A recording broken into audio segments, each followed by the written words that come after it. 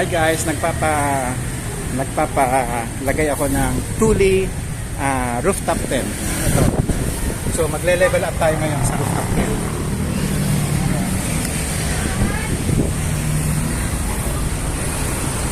Okay. Nandito nga pala ako sa Green Hills, EDSA, katabi ng Ford. Oh, katabi na Ford. Katabi na KFC. Yan. Yan na, Thule Sweden. Yan. Thule Sweden. Sa EDSA. Okay? Yes, hindi ka naman pumutol ng rubber. Oo. So ngayon, pag tatanggalin muna ito, P-track. Tatanggalin mo muna ito, sir. Tapos pag babalik, ito, sir. Unscrew mo lang dito. Pag naka-unscrew na, sir, sa tanggalin yan. Dalawa lang ito, sir. Okay, dalawa. Kailan dalawa ang tatanggalin ko? Yes, sir. No, 2007. Sa mga 2008 na registered. Laking butas. Malit. 2008 na registered sa LTO.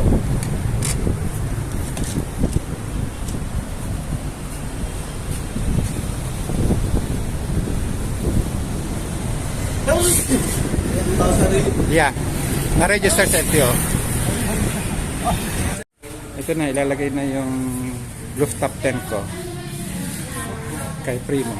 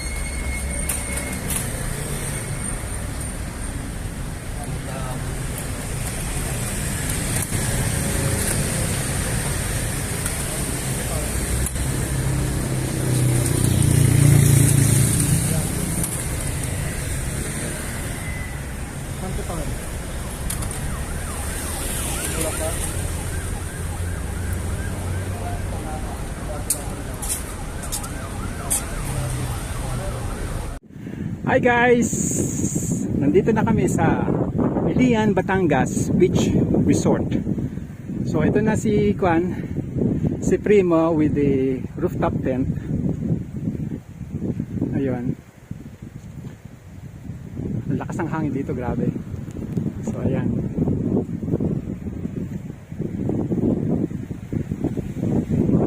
Okay guys. So ayan ang itsura niya.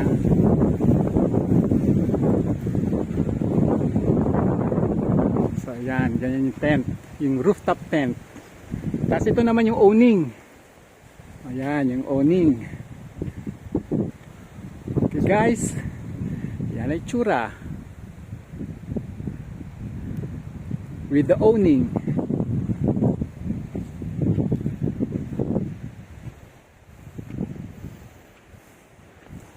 Yan. Yan yung awning.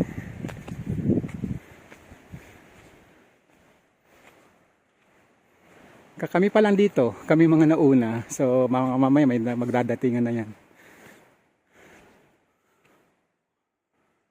Okay guys.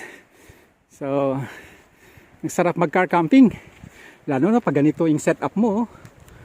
May bahay ka sa tuktok ng kotse mo. Tapos may side awning ka dito. Oh. Yan. Hi guys, papakita ko sa inyo kung ano itsura sa loob ng itong tent na ito. Itong Thule rooftop tent. Ayan. Okay guys.